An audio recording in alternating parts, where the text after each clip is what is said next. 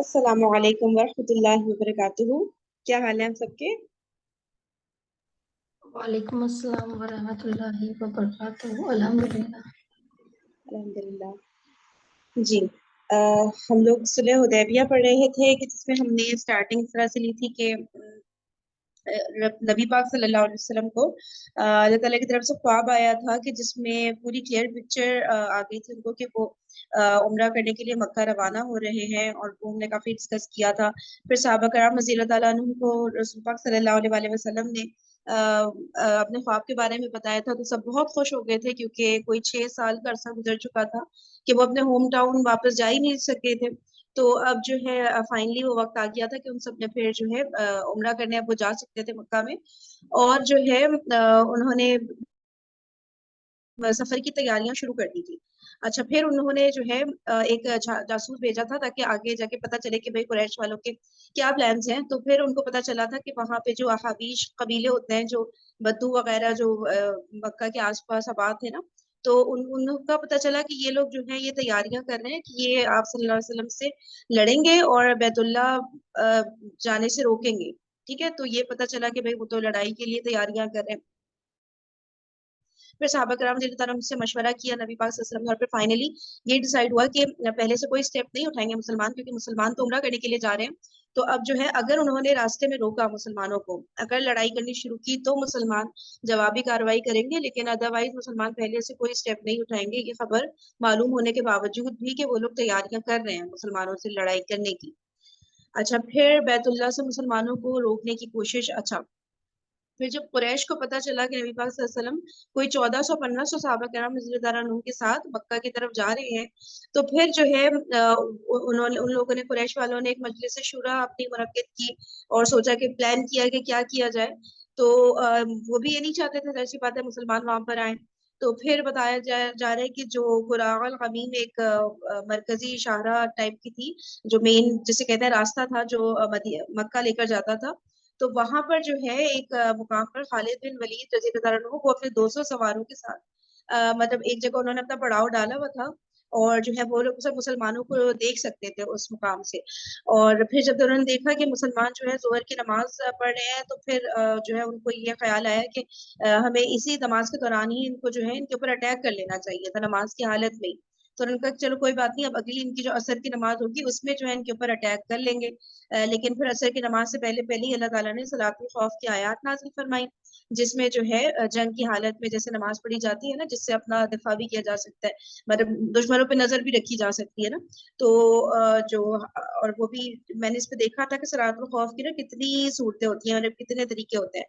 تو اس کے نا بہت سارے طریقے آ رہے تھے، مطلب کہ کم سے کم بھی سمجھے 5-6 طریقے تو تھے ہی تھے، اتنے زیادہ اس کے طریقے تھے الگ الگ. تو یہ ہے کہ صلاۃ الخوف کی آیات نازل ہوئی، تو مسلمانوں نے پھر ان آیات کے اکارڈنگ بھی نماز پڑھی. تو ظاہر سی بات ہے پھر اس طرح سے جو ہے وہ خالد بن ولید جو اٹیک کرنا چاہ رہے تھے مسلمانوں پہ، وہ نہیں کر سکے تھے. اچھا، پھر اس کے بعد نبی پاک صلی اللہ علیہ وسلم نے یہ اسٹریٹجی یوز کی کہ ان کو جب پتہ چل گیا کہ خالد بن ولید کے جو 200 سواروں کا جو پورا دستہ ہے وہ کس جگہ پر ہے، تو انہوں نے کیا کیا کہ مین جو راستہ تھا مکہ لے جانے والا، انہوں نے اس راستے کو چھوڑ کے ایک دوسرا راستہ اڈاپٹ کیا جو پہاڑی گھاٹیوں کے درمیان سے ہو کر گزرتا تھا، اور وہ بہت ہی تکلیف دہ راستہ تھا. اور وہ لیکن وہ راستہ تاکہ یہ کہ ان سے آمنا سامنا نہ ہو خالد بن ولید کے سواروں سے، اور پھر کوئی لڑائی کا ماحول، جنگ کا ماحول کریٹ ہو، اس طرح کا کچھ نہ ہو، تو انہوں نے دوسرا راستہ اڈاپٹ کیا تاکہ وہ مکہ ان سب سے بچ بچا کے وہاں پہ نکل جائے اور آمنا سامنا نہیں ہو ان کے ساتھ نا. تو پھر جو ہے وہ جب وہاں سے نکل گئے اس راستے سے، تب خالد بن ولید کو ریئلائز ہوا کہ ان لوگوں نے تو دوسرا راستہ لے لیا اور یہ لوگ تو نکل چکے ہیں. ٹھیک ہے نا، تو پھر جو ہے وہ انہوں نے اپنا گھوڑا دوڑایا اور واپس وہ مکے کی طرف جانے لگے تاکہ قریش والوں کو یہ خبر پہنچائے کہ مسلمان تو ان سے بچ کے نکل چکے ہیں، وہ مکے کی طرف روانہ ہے. اچھا، اس کے بعد پھر پھر اس کے بعد ایک جو چشمہ تھا وہاں پہ حدیبیہ کے پاس، یا ادھر ہی ایک چشمہ اقصائے حدیبیہ میں، وہاں پہ ایک چشمہ تھا بتا رہے. تو اس میں جو ہے پانی بہت تھوڑا تھا کہ صحابہ کرام تھوڑا تھوڑا ہی انہوں نے پیا کہ ختم ہو گیا. تو نبی پاک صلی اللہ علیہ وسلم نے اپنے ترکش سے ایک تیر نکالا اور اس حکم دیا کہ اس چشمے میں ڈال دیا جائے. جب اس چشمے میں ڈالا تو اس میں پانی باقاعدہ ابل کے باہر آنے لگا، اتنا زیادہ پانی اس میں پیدا ہو گیا اور سب نے جی بھر کے پانی پیا. अच्छा, फिर हम ये बुदियल बिन वर्का का तवस्सुत ये हमने थोड़ा बहुत पढ़ा था, लेकिन कुछ चीजों से क्लियर नहीं हो रही थी, तो और गैप भी आ गया ना एक दिन का, तो यहाँ से ऐसा करते हैं, हम रीडिंग ना स्टार्ट कर लेते हैं।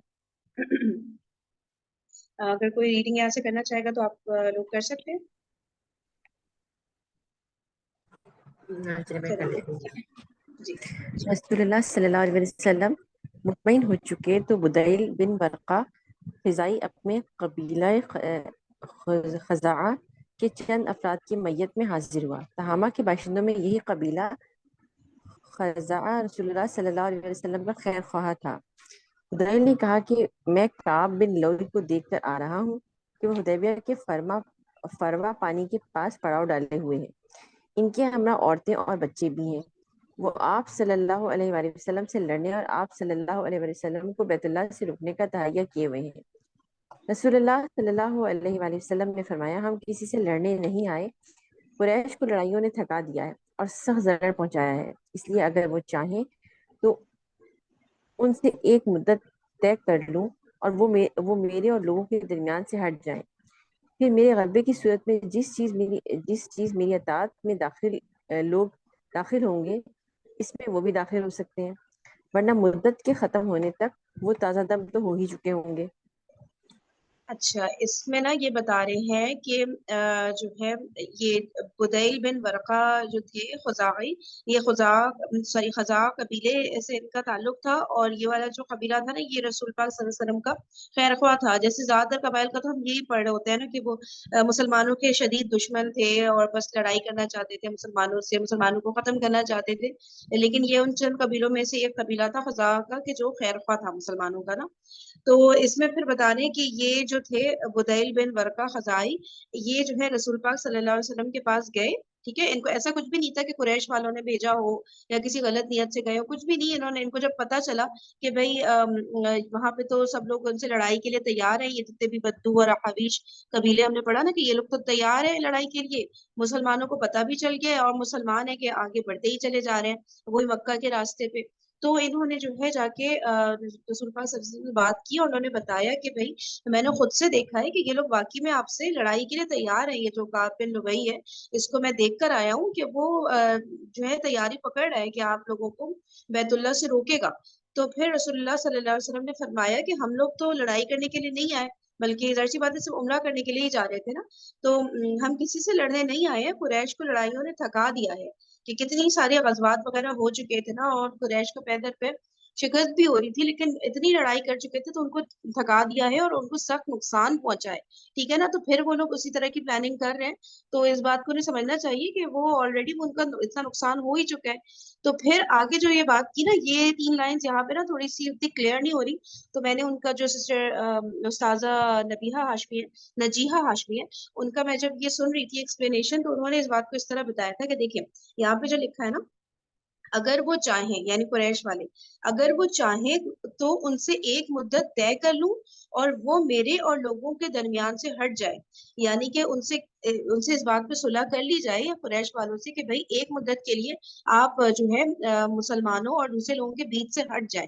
ठीक है ना, एक मुद्दत के लिए, एक टाइम पीरियड के लिए आप बीच से हमारे हट जाए। ठीक है, फिर क्या हो कि मुसलमान अपनी दावत का काम करेंगे, और जो है अगर मुसलमान कामयाब हो गए, ठीक है, अगर यानी कि रसूल पाक सल्लल्लाहु अलैहि वसल्लम का अगर मिशन कामयाब हो गया और लोगों ने इस्लाम कबूल कर लिया, तो इसमें कुरैश वालों की भी तो इज्जत है ना। रसूल पाक सल्लल्लाहु अलैहि वसल्लम कुरैश वालों से ही तो बिलोंग करते थे, यानी कि वहाँ जो मक्का वाले जो थे, मेजरली जो कुरैश का जो कबीला था, तो उनकी फतह हो जाएगी ना, अगर जो है नबी पाक सल्लल्लाहु अलैहि वसल्लम का कहना मान लिया, सबने इस्लाम कबूल कर लिया, तो सब यही कहेंगे तो देखो भाई कुरैश का एक ये कुरैश के ही नबी है, कुरैश के ही यानी कि कबीले से है और इनको नबूवत हासिल हुई है, तो कितने कुरैश वालों की वाह हो जाएगी ना, कि और फिर लोग जो है जौक दर जौक मुसलमान होते चले जा रहे हैं, तो उसमें कुरैश वालों का ही तो फायदा है ना। तो ये बात उन्होंने कही कि जो है इस तरह कुरैश वालों को ये बात कहे जाके, और इन केस ऐसा नहीं हुआ और लोगों ने मुसलमानों पे अटैक करना शुरू किया और मुसलमान हार गए, तो भी कुरैश वालों के लिए अच्छा, को मुसलमान तो चाहिए, वो कुरैश वाले तो चाह ही रहे थे कि भाई ये मुसलमान जो है इनके ऊपर अटैक किया जाए, इनको हमला किया जाए, इनके ऊपर इनका खात्मा किया जाए। तो यही चाह रहा हैं ना कुरैश वाले, तो ये दूसरे लोग करते हैं तब भी कुरैश वाले खुश हो जाएंगे, और अगर इस्लाम कबूल कर लेते हैं दूसरे लोग तब भी कुरैश वालों को खुश हो जाना चाहिए कि भाई उनकी ही मतलब के कबीले का एक शख्स है और उनकी बात सबने मान ली है, कबूल कर लिया और इतने बड़े लेवल पे दावत को कबूल किया जा रहा है, तो दोनों सूरतों में कुरैश के लिए विन विन पोजीशन हो जाती ना।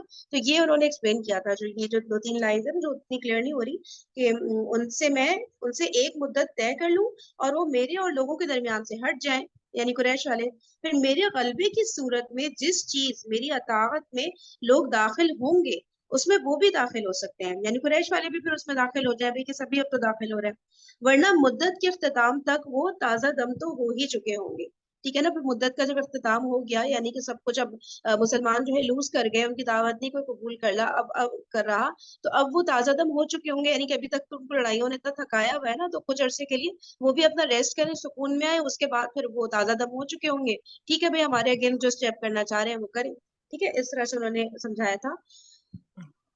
हाँ, यानी फिक्स टाइम तक ना, उन्होंने कहा, ये कहा था कि अगर एक फिक्स टाइम तक अगर वो शराइत उनकी पूरी नहीं हुई तो फिर वो उस वक्त तक कुरैश जो है वो ताजा दम भी हो चुके होंगे, वो हम्म। एक्टिव होंगे टाइम पीरियड तक ना, तो हाँ, फिर वो एक्शन ले ले जो उनको एक्शन लेना है कुरैश वालों को, है ना। हाँ फिर एक्शन ले सकते हैं। सही। सही है, ठीक है,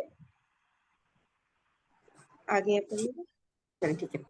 अगर उन्हें लड़ाई के सिवा कुछ नजर नहीं तो इस जात की कसम जिसके हाथ में मेरी जान है, मैं अपने दीन के मामले में उनसे उस वक्त तक लड़ता रहूंगा जब तक मेरी गर्दन जुदा ना हो जाए, या जब हम्म। तक अल्लाह अपना अमर नाफिज ना कर दे। बुदाइल ने कहा, आप जो कुछ कह रही हैं मैं उसे कुरैश तक पहुंचा दूंगा। इसके बाद वो कुरैश के पास पहुंचा और बोला, मैं इन साहब के पास से आ रहा हूँ, मैंने इनसे एक बात सुनी है, अगर चाहो तो पेश कर दूं।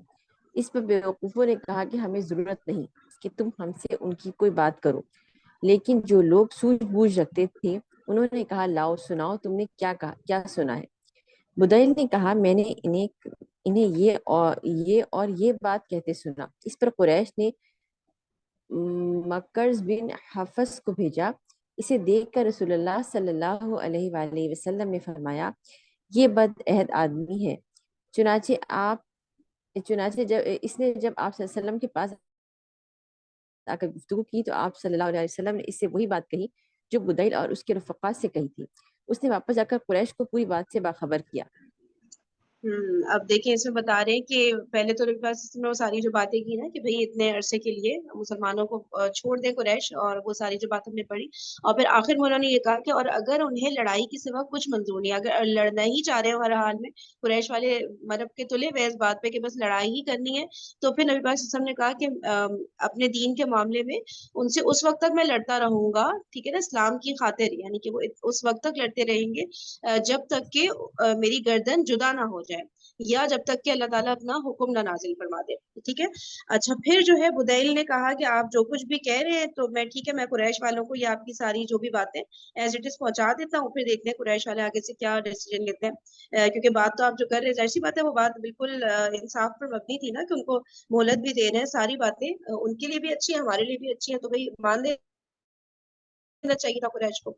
तो इसके बाद जो है वो कुरैश के पास, जो बुदैल है वो कुरैश के पास पहुंचे और उन्होंने बताया कि मैं जो है उन साहब के पास से आ रहा हूँ और एक बात उन्होंने उनसे मैंने सुनी है, तो आप लोग अगर चाहते हैं तो मैं आप लोग को बताऊं। तो फिर कह रहे हैं जो बेवकूफ लोग थे उन्होंने कहा कि हमें क्या जरूरत है, हमें कोई जरूरत नहीं है कि हम उनकी कोई भी बात सुने। ठीक है ना, इतना बुग़्ज़ इतनी नफरत रखते थे कि वो बात तक सुनना नहीं चाह रहे थे ना नबी पाक सल्लल्लाहु अलैहि वसल्लम की। तो लेकिन फिर बता रहे हैं कि ये तो बेवकूफों ने कहा था कि उनको बात सुननी भी नहीं है। ठीक है, लेकिन जाहिर सी बात है जो सूझबूझ रखने वाले अकलमंद लोग थे उन्होंने कहा कि अच्छा ठीक है, सुनने में क्या जाता है, सुन लेते हैं, लाओ सुनाओ तुमने क्या सुना है। तो बुदैल ने कहा कि फिर वो सारी की सारी बातें जो अभी हमने डिस्कस की ना, वो सारी उन कुरैश के सामने रख दी बुदैल ने। ठीक है। इस पर जो है कुरैश ने क्या किया, अपनी तरफ से, क्योंकि अभी तक ये बुदैल को जो है कुरैश वालों ने तो नहीं भेजा था ना, तो अब कुरैश ने अपनी तरफ से मकरस बिन हफ्स इनको जो है भेजा कि भाई जाके ये डायरेक्टली जाएं और पता करें कि वाकई में ये जो बुदैल ने जो पैगाम लेकर आए एज इट इज वाकई में यही बात है या कोई और बात है। तो कंफर्म कराने के लिए कुरैश वालों ने भेजा। तो जब नबी पाक सल्लल्लाहु अलैहि वसल्लम के सामने ये आए, जो मकरस बिन हफ्स से ही आया, तो फिर जो है नबी पाक सल्लल्लाहु अलैहि वसल्लम ने फरमाया कि बदअहद आदमी है। तो और फिर उसको भी वो सारी की सारी वैसी बातें बताती जो बुदैल को बताई थी। तो फिर जाके उधर कंफर्म कर दिया मकरस बिन हफ्स ने कुरैश वालों को कि हाँ बुदैल ने जो बातें कही है बिल्कुल यही बातें एग्जैक्टली नबी पाक सल्लल्लाहु अलैहि वसल्लम ने मुझसे भी कही है। اب ہم آگے بڑھتے ہیں. ٹھیک ہے. قریش کے ایلچی. اس کے بعد حلیز بن علقمہ نامی بنو کنانہ کے ایک آدمی نے کہا مجھے ان کے پاس جانے دو. لوگوں نے کہا جاؤ. جب وہ نمودار ہوا تو رسول اللہ صلی اللہ علیہ وسلم نے صحابہ کرام سے فرمایا یہ فلاں شخص ہے, یہ ایسی قوم سے تعلق رکھتا ہے جو ہدی کے جانوروں کا بہت احترام کرتی ہے, لہٰذا جانوروں کو کھڑا کر دو. صحابہ نے جانوروں کو کھڑا کر دیا, خود بھی لبیک پکارتے ہوئے اس کا استقبال کیا. اس شخص نے یہ کیفیت دیکھی تو کہا سبحان اللہ, ان لوگوں کو بیت اللہ سے روکنا ہرگز مناسب نہیں, اور وہیں سے اپنے ساتھیوں کے پاس واپس چلا گیا اور بولا میں نے ہدی کے جانور دیکھے جن کے گلوں میں قلابے ہیں اور جن کے کوہان چیرے ہوئے ہیں, اس لیے میں مناسب نہیں سمجھتا کہ انہیں بیت اللہ سے روکا جائے. اس پر قریش اور اس شخص میں کچھ ایسی باتیں ہوئیں کہ وہ تاؤ میں آ گیا. اچھا, اب یہ قریش کے ایلچی ہماری سسٹر بتا رہی تھی کہ یہ ہوتا ہے مطلب ایمبیسڈر جیسے ہوتا ہے نا, اس کے میننگ میں آتا ہے یہ ایلچی کا جو ورڈ ہے. اچھا, اس کے بعد بتا رہے حلیز بن علقمہ نامی بنو کنانہ کے ایک آدمی نے یہ کہا کہ اب مجھے ان کے پاس جانے دو. اچھا, تو لوگوں نے پھر کہا کہ ٹھیک ہے آپ بھی چلے جائیں, جس طرح کے باقی یہ دونوں گئے تھے نا, تو کہ ٹھیک ہے آپ بھی چلے جائیں, جا کے دیکھ لیں وہاں پہ کہ مسلمانوں کی کیا پلاننگ ہے, کیا بات وہ سامنے رکھ رہے ہیں. تو جب وہ سامنے گئے تو انہوں نے دیکھا کہ نبی پاک صلی اللہ علیہ وسلم نے صحابہ کرام سے فرمایا, انہوں نے کہا اب وہ جب وہ نمودار ہوا یعنی کہ جب وہ سامنے آیا تو پھر نبی پاک صلی اللہ علیہ وسلم نے صحابہ کرام سے فرمایا کہ یہ فلاں شخص ہے اور یہ ایسی قوم سے تعلق رکھتا ہے جو ہدی کے جانوروں کا بہت احترام کرتی ہے. ٹھیک ہے نا, ہر بتاتے ہیں نا قبیلوں کی الگ الگ کوالٹیز ہوتی تھی, الگ الگ چیزوں کو زیادہ امپورٹینس دے رہے ہوتے تھے. تو ان کا یہ جو بنو کنانہ کے قبیلہ ہے, ان لوگ کا یہ تھا کہ جو ہدی کے جو جانور ہوتے تھے تو ان کا یہ بہت زیادہ عزت و احترام ان کی کرتے تھے. تو پھر انہوں نے کہا کہ جانوروں کو نا, سب جانوروں کو کھڑا کر دو, جتنے بھی وہ جانور لے کر گئے تھے نا ساتھ میں مسلمان, تو ان سب کو کھڑا کر دو. تو پھر صحابہ نے ایسا ہی کیا اور جو ہے لبیک بھی پڑھنا شروع ہو گئے, جیسے عمرے پہ جاتے وقت پڑھے ہوتے ہیں نا, تو وہ بھی پڑھنا شروع ہو گئے, ہدی کے جانور بھی کھڑے ہو گئے اور احرام تو وہ ویسے ہی پہن کر وہاں پر گئے تھے.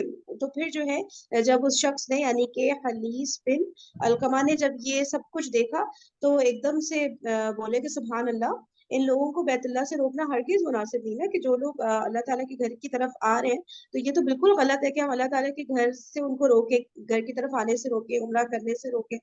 اور پھر وہاں سے ہی وہ جو ہے اپنے ساتھیوں کو واپس لے کر چلا گیا اور پھر بولا اپنے ساتھیوں میں جا کے کہ میں نے ہدی کے جانور دیکھے ہیں جن کے گلوں میں قلادے ہیں اور جن کے کوہان چیرے ہوئے ہیں. ٹھیک ہے نا, یہ ساری وہ تھی نا نشانیاں جسے پتا چلتا تھا کہ بھائی عمرے کے لیے لے کر آئے ہیں جانوروں کو نا, اس لیے میں مناسب نہیں سمجھتا کہ انہیں بیت اللہ سے روکا جائے. اچھا ٹھیک ہے, یہ ساری باتیں جا کے قریش کو کہی. اس پر قریش اور اس شخص میں کچھ ایسی باتیں ہوئی کہ وہ تاؤ میں آ گیا. یعنی قریش نے ڈیفینیٹلی کچھ نیگیٹو باتیں, وہ کبھی بھی کوئی اچھی بات تو سننا نہیں چاہ رہے ہوتے تھے نا, ان کو تو یہی تھا اب یہ جائیں گے وہاں پہ تو کچھ نہ کوئی نیگیٹو بات ہوگی تو اس پہ ہی سر آتے تھے نا وہ. اب یہاں تو یہ پازیٹیو بات کریں کہ بھائی اللہ تعالیٰ کے گھر کی طرف آ رہے تو آنے دیں. اس کے علاوہ بھی جو استاذہ بتا رہی تھی وہ یہ کہ قریش کے چاہے جتنی بھی دشمنی ہو کسی بھی قبیلے سے نا, کچھ بھی ہو جائے وہ کبھی بھی اس طرح روکتے نہیں تھے. ظاہر ہے وہاں پہ پورا سب کچھ انتظام وغیرہ عمرے کے حج کے سب وہی سنبھال رہے ہوتے تھے نا قریش والے وہاں مکہ میں.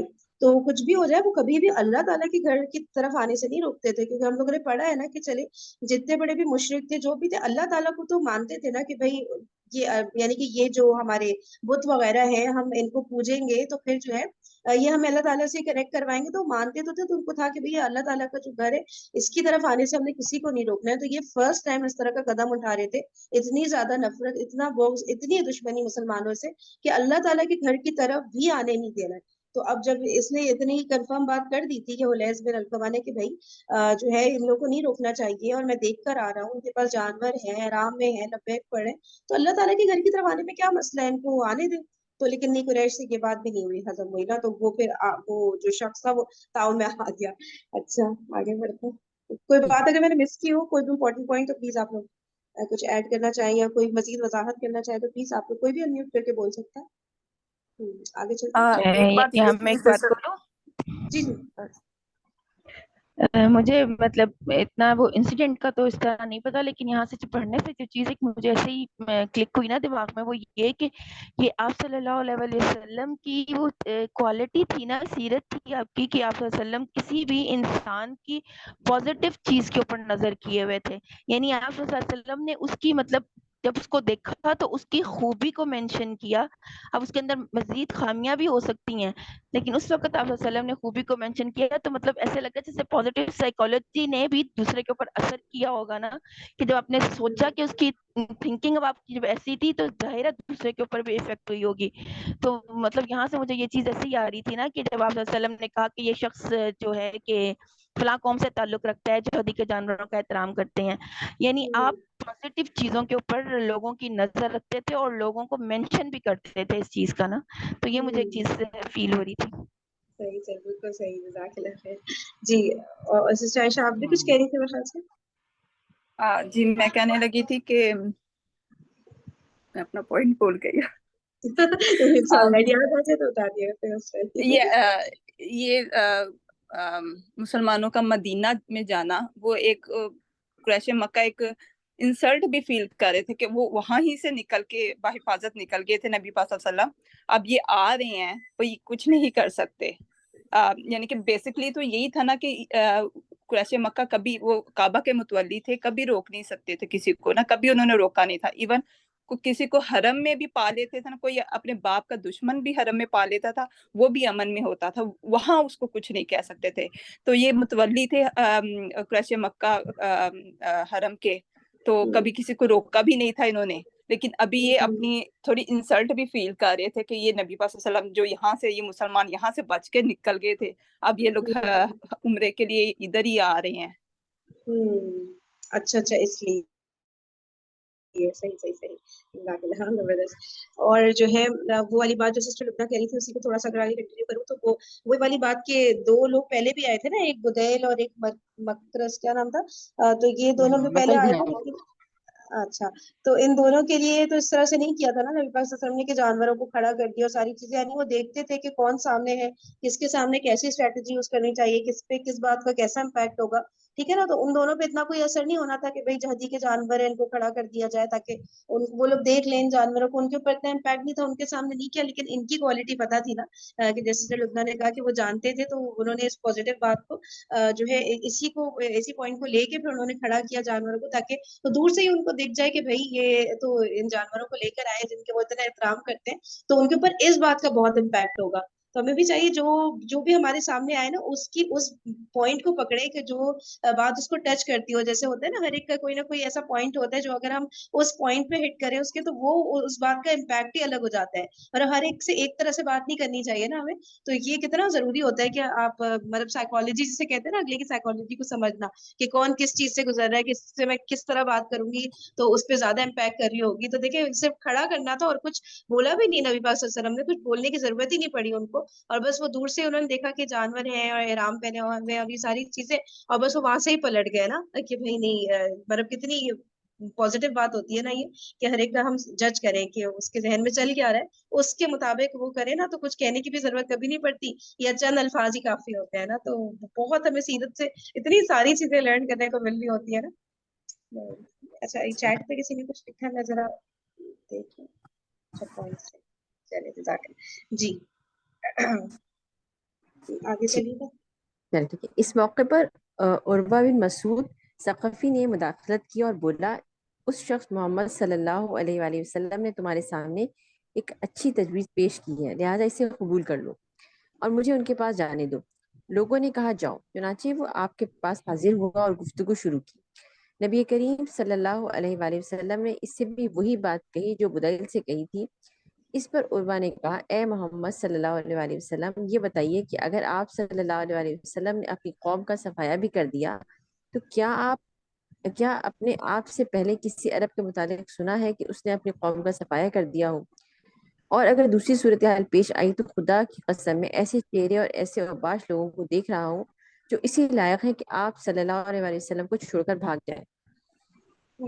آپ اس میں بتا رہے ہیں کہ عروہ بن مسعود ثقفی, انہوں نے جو ہے انٹرپشن کی بیچ میں وہ جو بات ہو رہی تھی نا قریش کی جو بات ہو رہی تھی ان سے, علقمہ حلیز بن علقمہ سے, تو بیچ میں انہوں نے کہا کہ جو ہے یہ جو نبی پاک صلی اللہ علیہ وسلم نے یہ جو تجویز رکھی ہے آپ لوگ کے سامنے, تو یہ بہت اچھی تجویز ہے اور اس کو جو ہے قبول کر لینا چاہیے, جو سارے پوائنٹس انہوں نے رکھے تھے.